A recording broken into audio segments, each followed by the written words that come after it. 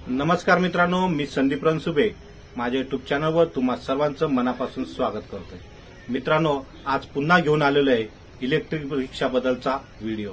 ज्या वेळेस आपण इलेक्ट्रिक रिक्षा घ्यायला शोरूम मध्ये जातो तर त्यावेळेस आपण त्यांना फक्त काय विचारतो की गाडीचा मायलेज किती आहे, एका चार्जिंगला किती किलोमीटर चालते, लोड क्षमता किती आहे, स्पीड किती आहे, या छोट्या मोठ्या गोष्टी आपण त्यांना विचारतो। पण आपण एक गोष्ट त्यांना विचारत नाही, ती गोष्ट खूप छोटी आहे पण ती न विचारल्याने आपलं खूप मोठा नुकसान होऊ शकतो। ती गोष्ट कोणची आहे मी तुम्हाला आजच्या व्हिडिओमध्ये सांगणार आहे। तर चला मित्रांनो, तो जास्त वेळ घेत नाही, तुमचा व्हिडिओला सुरुवात करतोय।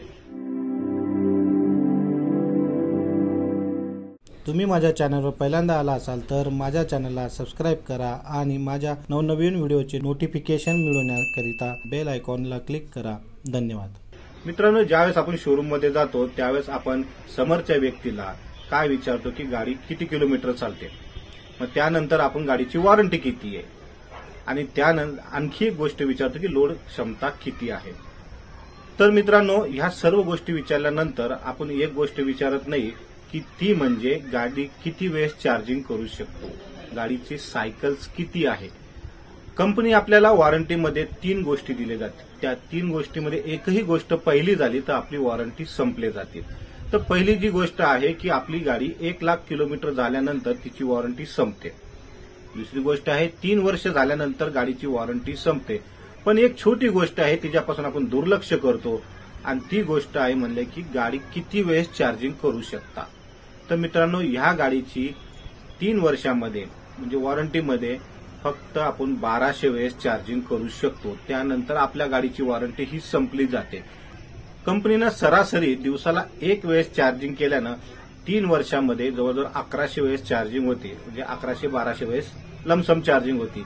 पण जर तुम्ही दिवसाला 2 वेळेस चार्जिंग करत असाल तर तुमची गाडी ही 1.5 वर्षामध्ये नॉन वॉरंटी होऊन जाते, म्हणजे तुमच्या गाडीला वॉरंटी राहत नाही आणि हे तुम्हाला कळत सुद्धा नाही हे झालं कसं।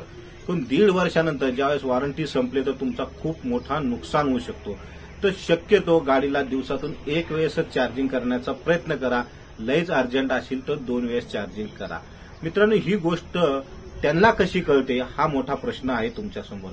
मित्रांनो, गाडीला जीपीएस सिस्टीम बसवलेली आहेत, तुम्ही प्रत्येक वेळेस चार्जिंग केलेली ही ती डिटेल कंपनीला कळत राहतं, तुमच्या मोबाईलमध्ये सुद्धा कळतं की ज्या वेळेस तुम्ही चार्जिंगला लावली त्यावेळेस एंट्री होते, किती टक्क्यापासून तुम्ही सुरुवात केली आणि किती टक्क्यापर्यंत तुम्ही चार्जिंग केली, ही सर्व गोष्टी तुम्हाला तुमच्या मोबाईलमध्ये सुद्धा कळू शकतात आणि कंपनीला सुद्धा कळतात।